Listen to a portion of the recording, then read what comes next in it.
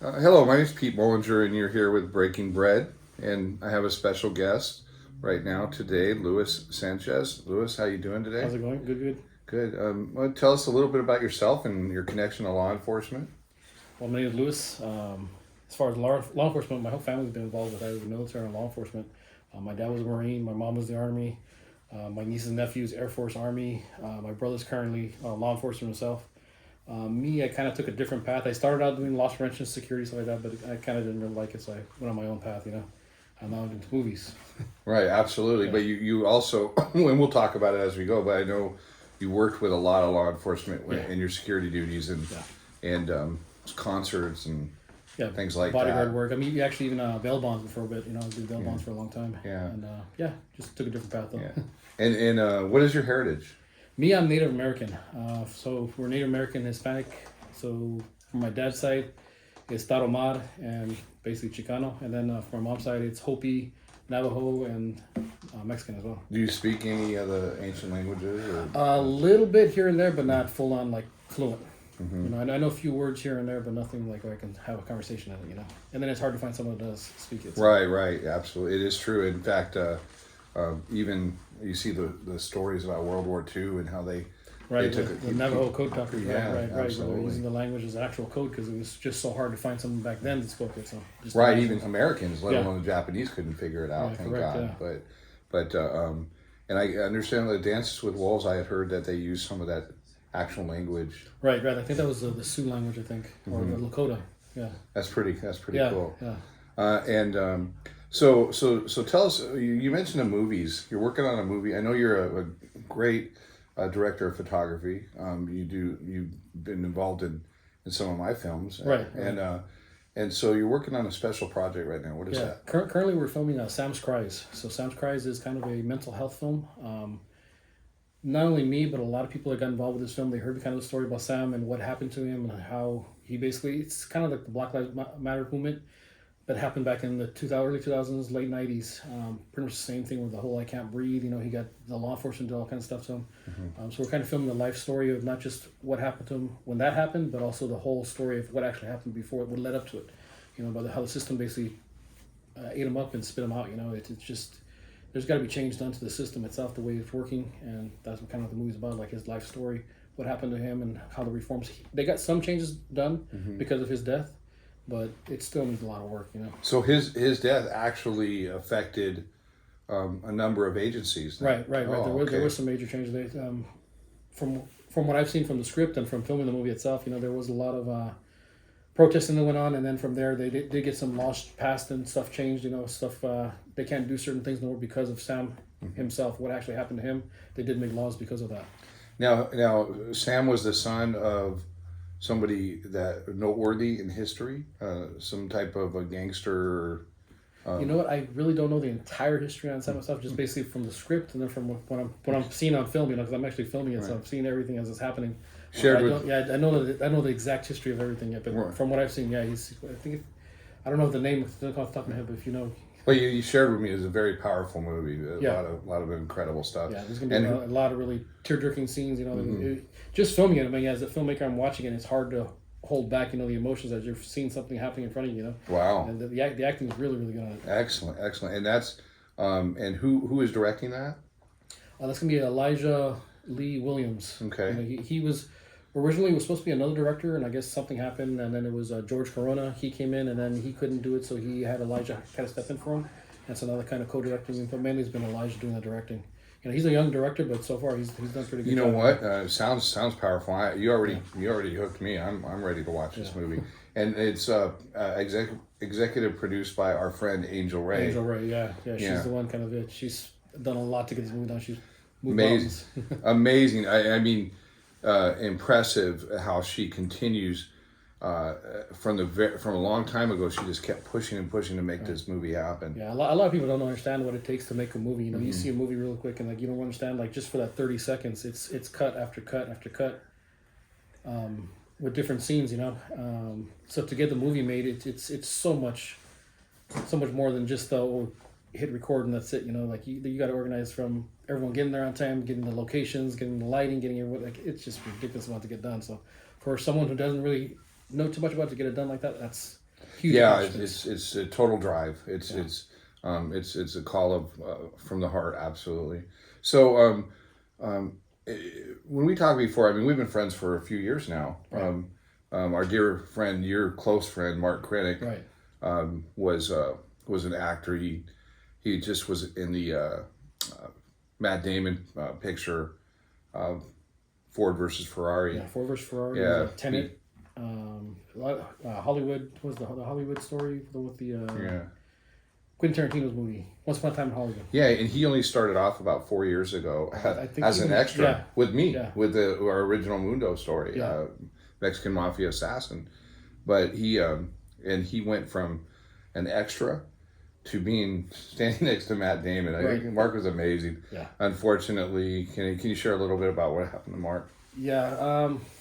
Basically, he was. I mean, when I met him on a movie called Juba. You know, he was quite the character back then. When I met him, very outspoken, very loud. I mean, center of attention. When you know Mark was there because he just Loud in a good way. Yeah, In a good not in way. a bad way at all. But from there we met, and then he kind of got to know me because I was doing props at the time. I was doing the firearms and different things like that. So he kind of got interested in all this. He got close to me, and then he lived in Escondido, so all the way in San Diego. I lived in West Covina, so it was kind of like the halfway point for him from his house to Hollywood. You know, because he'd come to my house, spend the night, and then go to Hollywood in the morning, come back, and then from there he'd take his trips back and forth. So it kind of became like a daily thing because he was constantly on the move. He would never stop to rest. It was amazing.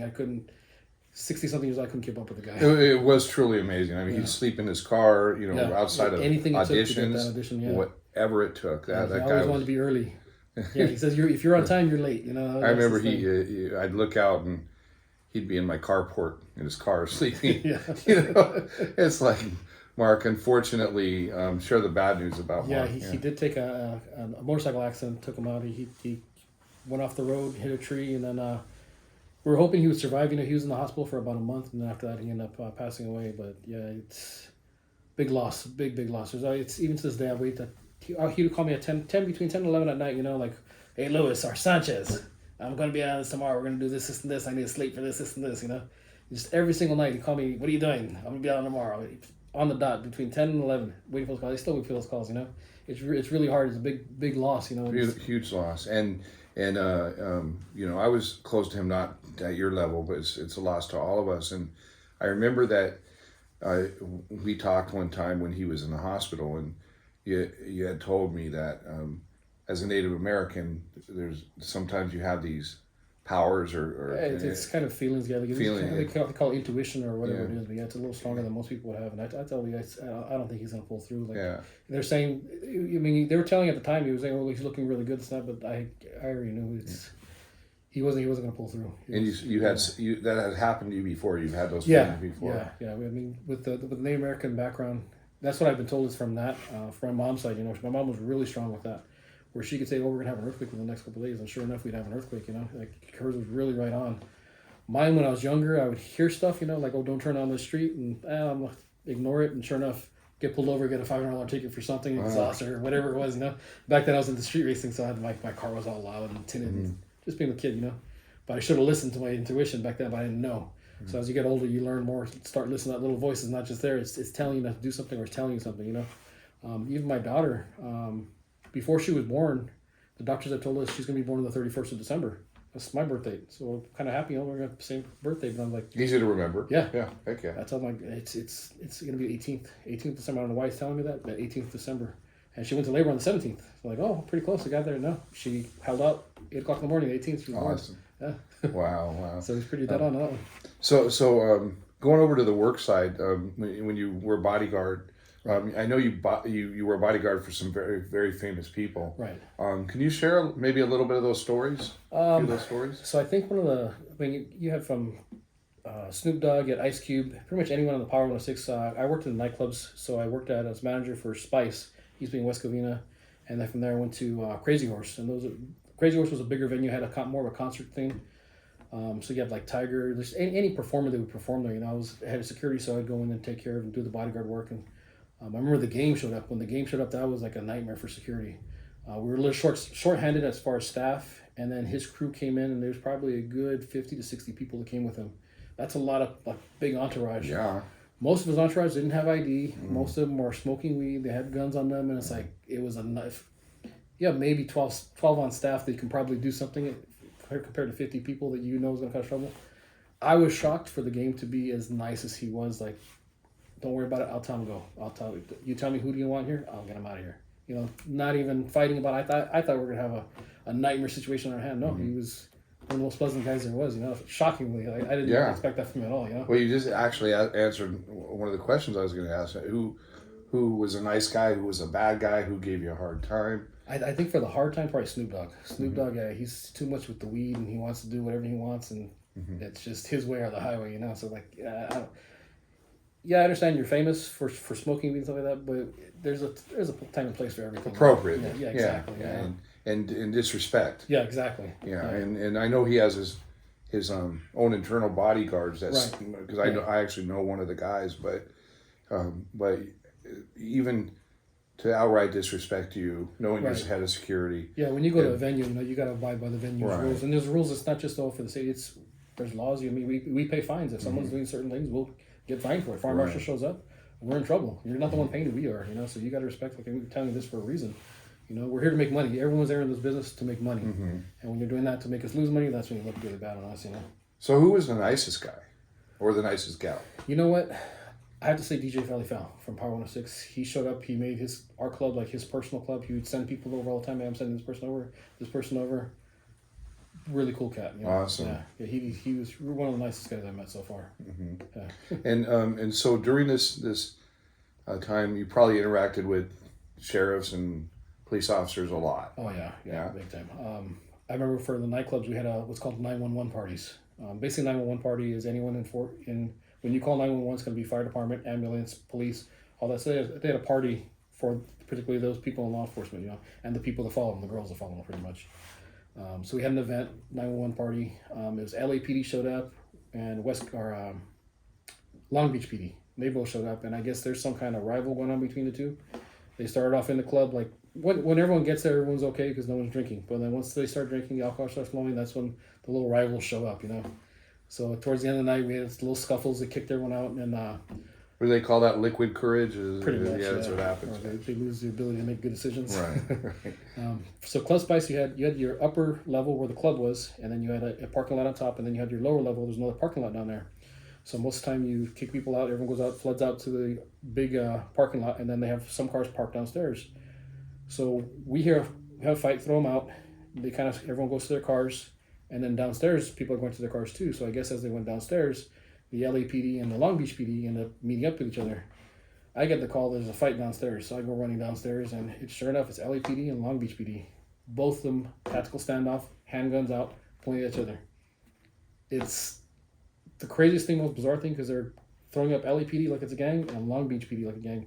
They have little gang signs they're throwing up, and like it straight looks like two cholo groups. It was the most funniest thing I ever saw, but at the same time, it was one of the most scariest things you see because they're all law enforcement. They all got guns. You know they're loaded. You know they all know how to use their guns. So they're yelling at each other. I'm like, one of their sergeants is yelling. I kind of knew the sergeant from earlier because he had a scuffle earlier, so I kind of talked to him a little bit. You know, I saw his guys weren't standing down. Their guys weren't standing down, so I grabbed the sergeant, pulled my gun, act like I was going to shoot him, told him, you guys all better stand down. I'm going to shoot him first, and you're all going to go down for this. That's when they all kind of realize the severity of the situation, that it's no longer them, but it's someone else that they have no idea what they're capable of. And that kind of snapped them all out of it. They all put their guns away in the cars and drove off. Sobered them up real quick. Yeah, real quick. I think that must have been mind-blowing to turn the corner. Yeah. And to see a dozen officers on each side. Is that probably pointing guns at each other? Yeah. That must have just been. I mean, it still sticks out in my mind to this day, and it's been years now, probably at least 8 years, if not more. You know, and it's still like it sticks out. Every time I pass by that place, I'm like, that's one memory that stands out right there. You know. Right. Yeah. And you did talk to the sergeant after. Yeah, I let him know. Just letting you know I was not going to shoot you. I had to get them out of it somehow, and it worked. So he was grateful because he didn't have to do a report or anything like that. None of this gets told me. So he was grateful for what he understood what I was doing. Like he knows I was basically trying to snap them out of it, and it worked. You know, luckily it worked. Yeah, luckily it worked. I've heard of those standoffs before at Indian reservations where the native police don't recognize, or the sheriff's department or whoever doesn't recognize the Native American police, and they, sit around and point guns at each other until somebody gets reasonable. Yeah, pretty much. And it can be disaster. Yeah, it can be. Yeah. Oh my gosh. Yeah, then when you have liquor involved with guns, it never works. Right. See, I learned that one. Like I had a couple of Marines one time where they were fighting, and it wasn't the Marines' fault. They were actually getting picked on because they came in their dress blues. I guess they're coming from one of their balls, and somebody didn't like the idea that there's Marines in there, and they would start picking on them, and they're just doing what they're trained to do. They're fighting, they're taking care of their sergeant. So I kind of learned, okay, when you're dealing with someone who's drunk, in as far as the Marines, they listen to authority. So I snapped them out of it. They saw my sergeant stripe. I wear sergeant stripes as security. So right away, it's yes sir, no sir. I'm like, you guys better stand down, and it works because they go to the primitive mind and. It worked. It does work. I've actually done that. We had a bar on 17th Street, and excuse me, and somebody had told me that, snap him to attention. Yeah. And I put this guy to it. This Navy guy is out of control. I snapped him to attention. He went locked up. I marched him out the door, and I told him march home. Did everything I told him to do. It was crazy, but it worked. Yeah, it works. Yeah, it's so if you don't know that, officers, try that when you get a military guy out of control. It does work. Sergeant, yeah, rather than fighting and everybody getting hurt, you don't want to hurt a Marine or a... Yeah, exactly. Yeah, exactly. So, any other fights or arguments you can remember? I know let's go to your training. I know you trained in martial arts. So my basics as far as martial arts is I started out with judo. Judo is the fundamental, and that's helped me out not just with fighting, but also like accidents or been run over by cars and hitting bikes, stuff like that, and you just automatically you fall back to your judo. It just instincts take over and you build the rolls, and that saved me so many times. I've gotten into my car twice now, and not a scratch on me because of the rolls from judo. And then the rest is just basic from different classes. I was taught by John Mackus. He's the sergeant or he's the training officer for LAP or LA Sheriff's Department for the SWAT team. So I did a lot of training with him. So I've done clearing rooms, the gases, the CO2 gases, the mace, the different techniques we use. I started doing that training for the bail enforcement. So we had to go in. That's a little scary because you're going in by yourself. After people you don't have no backup, you're going in by yourself. Right. Like when you're in law enforcement, you you call the radio, you got backup. There's a team right behind you. There's them coming, and most of the time you don't even tell them when you're going in there. So you're in by yourself. And they don't have to apply. They don't have to follow the rules, basically Fourth Amendment or anything like that. Yeah, they go like you said. Yeah. You have a carte blanche to do just about anything you want. Pretty much. Yeah. So can you remember any stories stand out about bail bond? Not really with the bail bonds. The bail bonds I had pretty easy time apprehending anybody. It's a lot of acting. You say you're this person or this person, or you'll see if someone's home. You say, oh, I'm looking for this person. It's someone completely different. I'm like, no, you got the wrong house. Oh, this what's his name is? Yeah. Oh, is he here? Well, let me talk to him. I haven't seen him. Sure enough, you get him. So you just got to learn to play your cards right and act a little bit. Very creative. I like that. Yeah, because people are always willing to help. That's one you gotta play. It's kind of sad, but you gotta play to that nature where people want to help you. So as long as you play that card, you're good with it. But doing loss prevention, there was a couple of. There's actually a video I have where I think I have it on my Facebook or somewhere. I had seen it recently too, where there's big rings going around. What they do is they grab as much as they possibly can. They have a car waiting. Once they're ready, they'll call the car like, get ready, we're gonna come out, and they just run out the door, kind of like the grabbing goes I have right now. That was back in 2008. They were doing this. Basically, it was two girls. They were walking out the store, watching them like it's either gonna be credit card fraud or they're gonna run. And I was like, no, they're gonna run. So I went downstairs, had my partner watching on the cameras. I'm out the door, and sure enough, they bolt for the door, and there's a car right there. I grabbed both and slammed against the wall, arrest them, and then the car that was there. Luckily, our partner from Montebello PD Santos, he was there with his squad car because we told him what was going on. We knew what was going on. He was waiting right there for the car. He's like, I'm gonna catch the car comes. Sure enough. He pulls forward and the car crashes into his car. So right there, again, the assault on a police officer. He comes out. Then once you get that, now it's all out. Like all the police come to show back up for the police officer. But we got them. They think they had over $13,000 worth of merchandise. Yeah. I've always my heart's always gone out to loss prevention officers because you really you don't have the authority, but you're trying to do a job. Right. With such limited resources, and really. Disaster can happen. Yeah.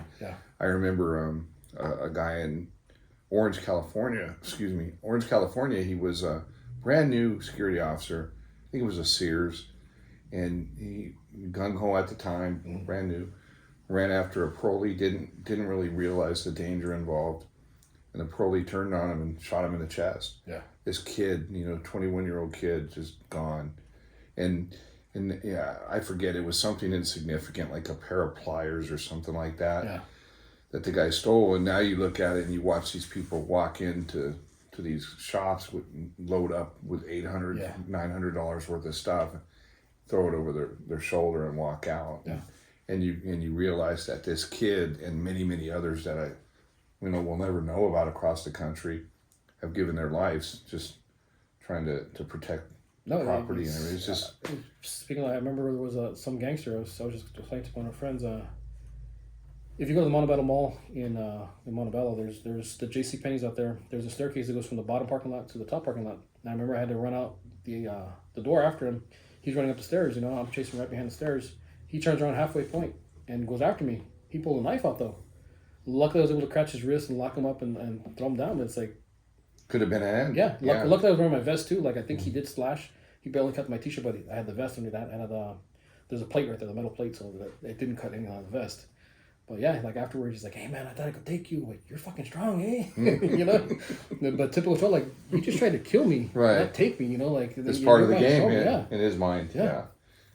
That's he's trying to be friends with me after like you realized 5 minutes ago you were trying to kill me, like literally.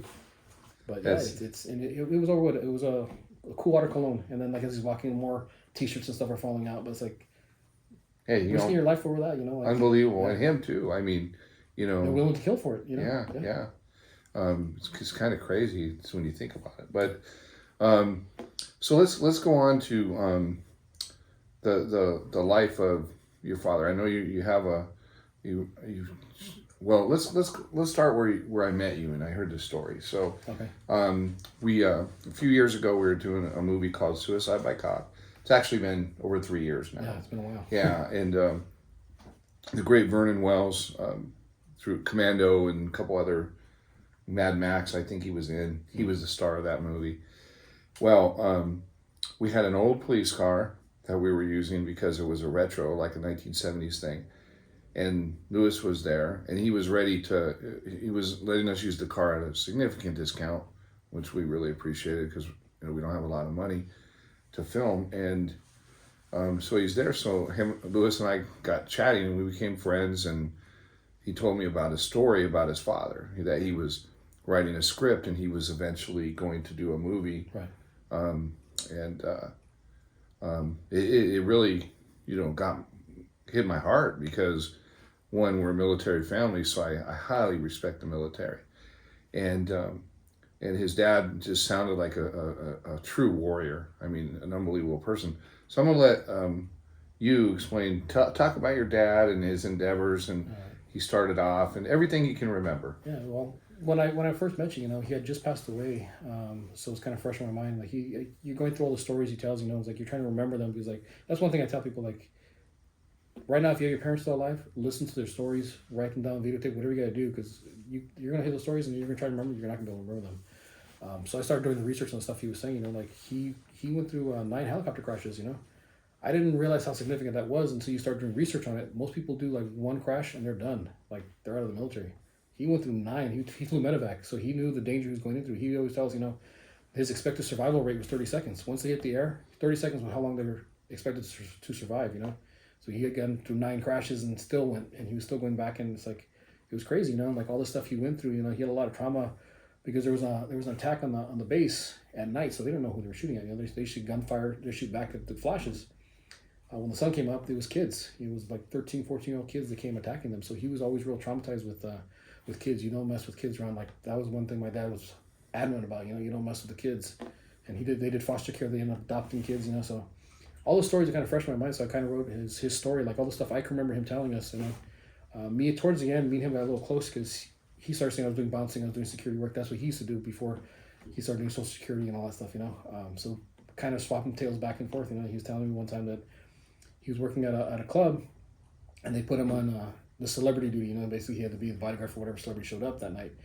But I think the manager kind of knew who it was, and they're kind of like giving him like a little joke, like, oh, who's this gonna be, So it was Hanoi Jane, and it being the famous Hanoi Jane. Famous Hanoi we all Jane, know who we're talking about here. Yeah. So if you don't know, she basically went to Vietnam, accused our soldiers of lying, even though they were. There's There's actually a video of the guy. He's sending Morse code saying he's being tortured.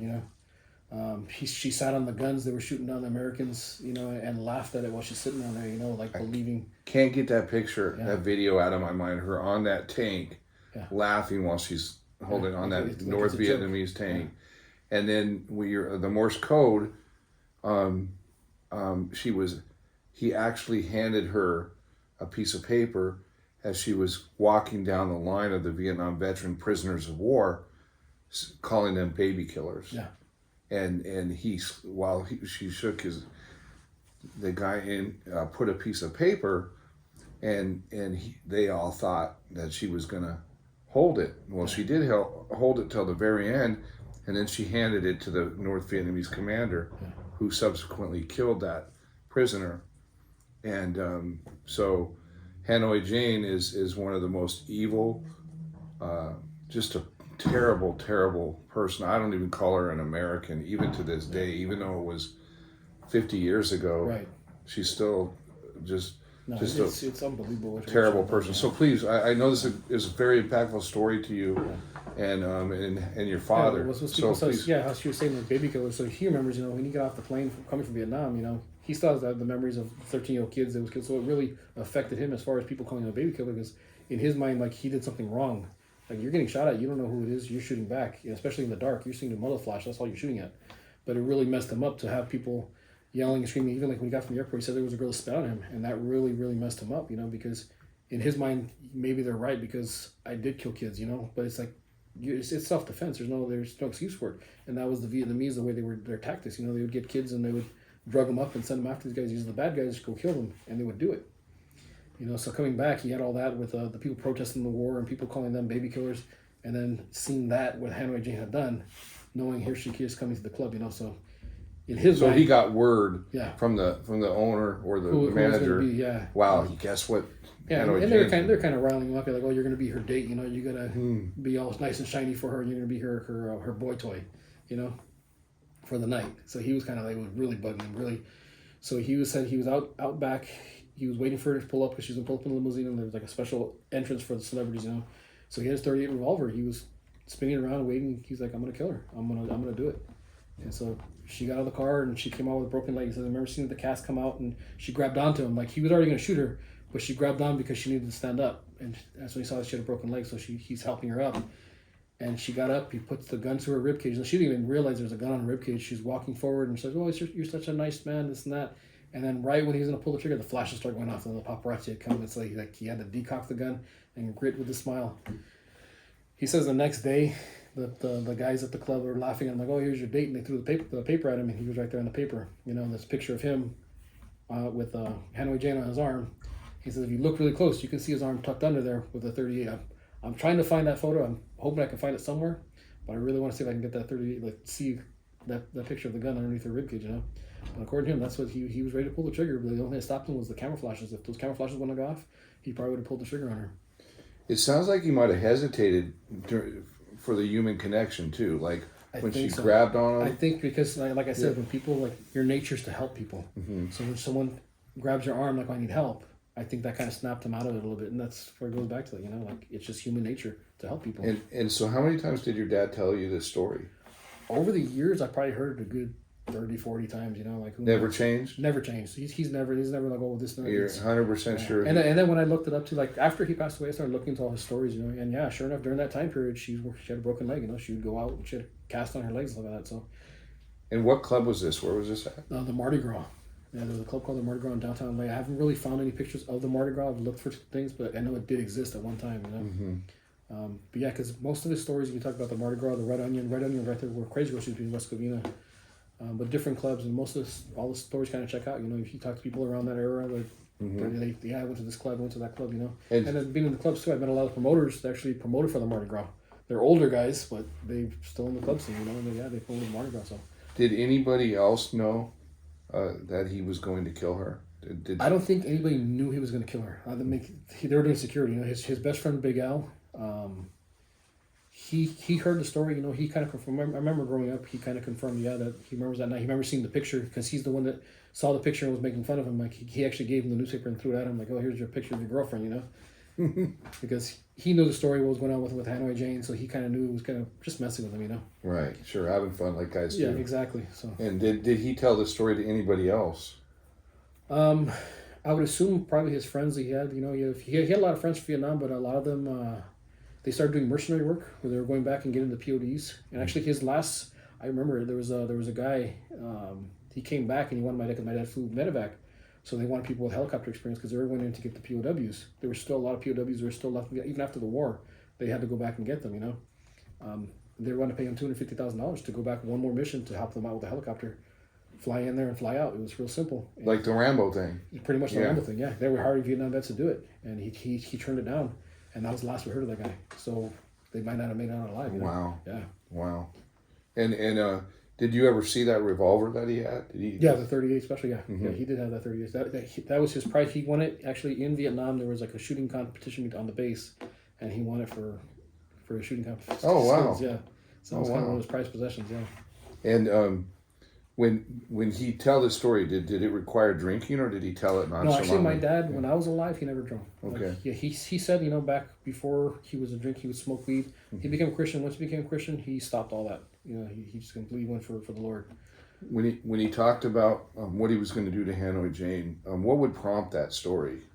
You know what? I think that one was more when we were talking with a friend that came by, I hadn't seen in years, and they're talking about the times when they were working at the clubs and different. Most of my dad's friends were all from bouncers from back in the day, you know, like so you wouldn't see them for years, and all of a sudden they show up and like, oh, and they start reminiscing, you know. So it wasn't like, oh, just out of nowhere he started telling that story. It was always someone brought it up or something would happen. Oh, so you might have been seated. He's telling somebody else or telling the group, and you're there. Or even like he liked to watch a lot of those PBS specials on the Vietnam War, and he'd say, "Oh, this wasn't right," and then this, you know, that was over here, and they got this messed up, you know. And then he'd start talking, and if they show Hanoi Jane, then he'd really go off on her, like really would set him off. Yeah, I think that would, when he'd see her, I think that would probably set him off, and he'd start talking about like should have got her, you know. Like, so he did wish that he followed through with that. I think so. Even though he was a Christian man, I think he so. felt maybe justice would have been that he did what he did. Yeah. Better. Yeah. Yeah.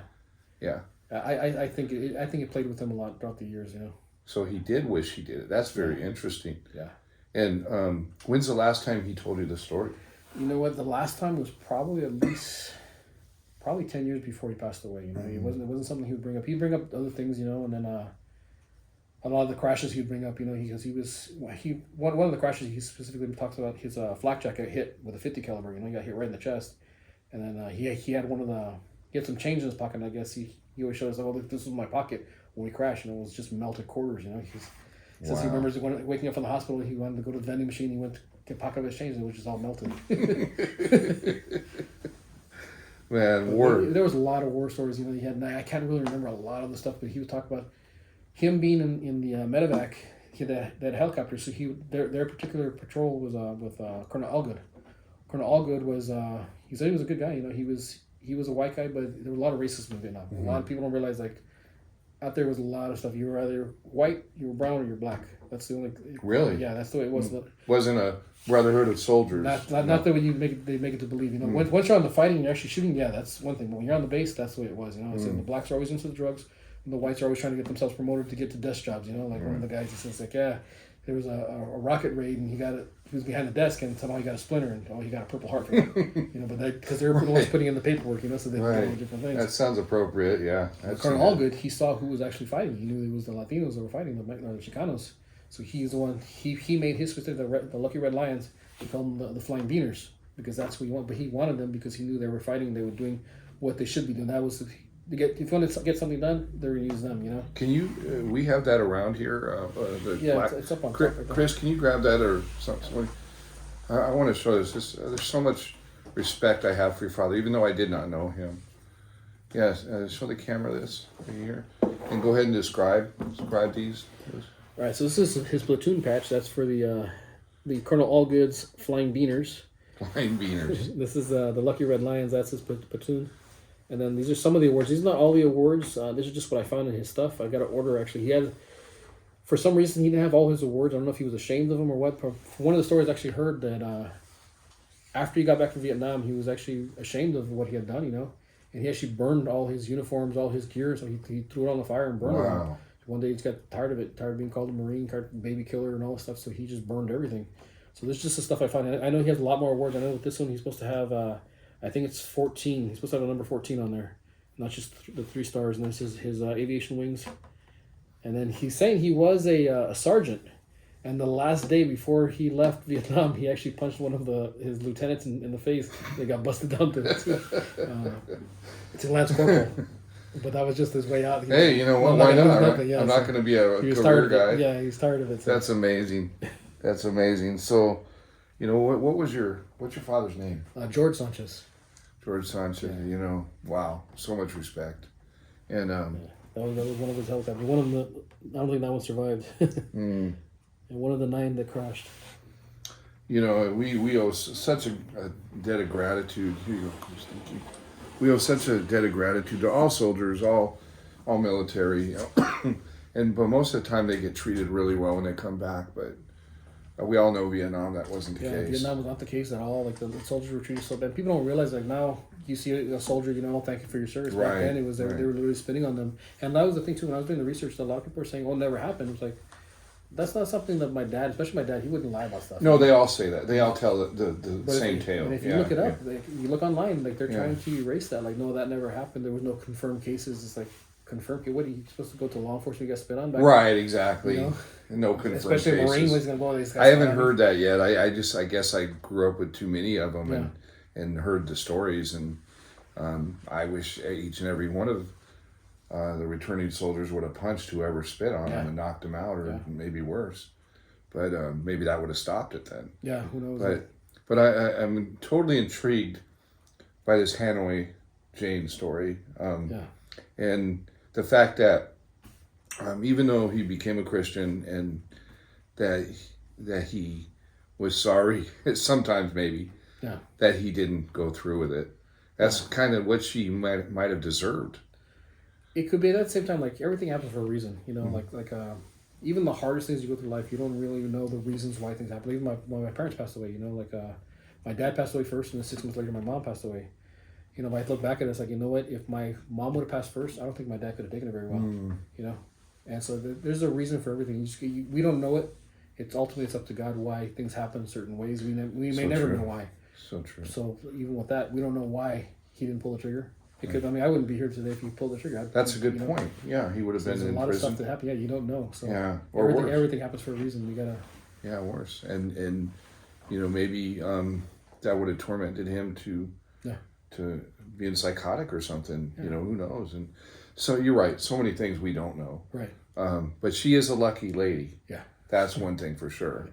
I mean, to survive death and not even know that you survived death, that's a she's gonna know now. Yeah. You're gonna know now, Hanoi Jane. Yeah. And I'm actually surprised that we've never heard a story like this about her. Yeah. Because they're you know, I know I'm very close to a Vietnam vet, and the vitriol and hatred that he has for that person, that lady, is beyond. And he's 80 years old. Yeah, there's whole communities out there they're dedicated to just hating her. And I go, how did she make it? You know, without one of them snapping and doing something is kind of incredible, actually. So, so Hanoi Jane, hope you see this. Hope you know how lucky you are. Yeah. And so, how do we wrap this up? You're such a good person, and you do so many things for so many people that you know that nobody knows about. But what do you want to say to the people out there? Your daughter, You know what? Just when you hear that little voice, trust that little voice. You know, everything happens for a reason, but there's also I don't know if it's the Holy Spirit, it's intuition, whatever you want to call it. But listen to that little voice when it tells you to do something. Listen to it. Do what it's telling you. There's a reason why it's telling you something. You know. Now, if it's still telling you something bad, don't listen to that voice. That's another voice. That's a different voice. That's a voice from down under, right? And that's not Australia. But, I think you're right. There's, you know, when we're doing something, when we're doing something wrong, there is probably something that's going to hold us back, and or it's telling us to stop and think about it. Right. But, anything that you can think of though to say. I mean, maybe when you're old, you wish you had this from your dad. Maybe say something to your daughter here that she's going to see in 20 years. Yeah, I'm trying to get her involved with the movie industry. I'm trying to get her to make her own movie. She's really, really creative, especially for her age. She's 6 years old right now, and she's already jumping behind the camera, wants to make her own little movies. Yeah. So I think I'm going to teach her stuff like that. I think one of the things I learned from I wish my parents would have done is actually like if you have stories, sit down, take the time, talk with them, or do a journal. Actually, when my dad passed away, I found a journal of his, and it's something you buy at the bookstore. I guess it asks you questions, like about your life, like okay, who was your first prom date? Who was your prom date? Like just different little questions, and he kind of filled out probably a quarter of it. I wish he would have filled the whole thing out because there's a lot of interesting questions in there. But I learned a lot after his death by reading that. So if you can have a chance to find one of those little books, and they have them at Walmart, they have them at any bookstore. Get one of those journals. Just write stuff down. Get a journal. It's a great idea. Because you'll learn more from that writing than you will from having. Because you're not going to remember conversations. I mean, there's so many times my dad told stories I can't remember them. But when you have them written down in his writing, that's the thing too. Because your dad's writing. You recognize that handwriting. It's like how he's saying stuff. Right. So it brings that sentimental value. That's to me. I think that was one of the most valuable things I found in his stuff was one of that journal when I found it. Right. So I think I'm gonna do something like that for my daughter. My daughters actually. So. What's in your future? Right now, it's gonna be the movie career. I think that's the best bet because you're able to get yourself a voice, but the voice will last forever. Because even after you pass, people can still see those movies or whatever you put on film, whatever you're making. People still see that, and it goes on forever. Especially with the internet now, you can touch people around the world with Juba, one of the first movies I did for independent films. On the other side of the world is huge. Like I was laughing because one of the guys like, yeah, well, I'm Brad Pitt out there in Iraq right now. Out here, we don't know who you are, So I think film is one of the best ways to express stuff that stays on forever. And I think that's kind of the route I'm going into film. Especially with my dad's story. If I get that film to put on there, I would love. Everyone gets to see that, and it's incredible man, incredible opportunity there, and it'll be made. You'll make it. Yeah, we'll make it, and If you feel comfortable with your email or not, if you'd like to give it to anybody out there that would like to contact you for any reason. If you want to get a hold of me, my email's real simple. It's Mr. So it's not hard. Okay, yeah. Mr. with a period drone at yahoo.com. If you want to talk to Louis or send him ideas or hire him, a great DP with. And he comes with all the equipment too. Yeah, that's one of the biggest selling points for me is I don't have just the camera. I got all the sliders, the jibs, right. I mean, you name it. I come prepared. Yeah, and a wonderful man too. So that's it. So we're going to close out here. This is Breaking Bread, and we thank you very much for your time and enjoy the evening. Goodbye. Yeah.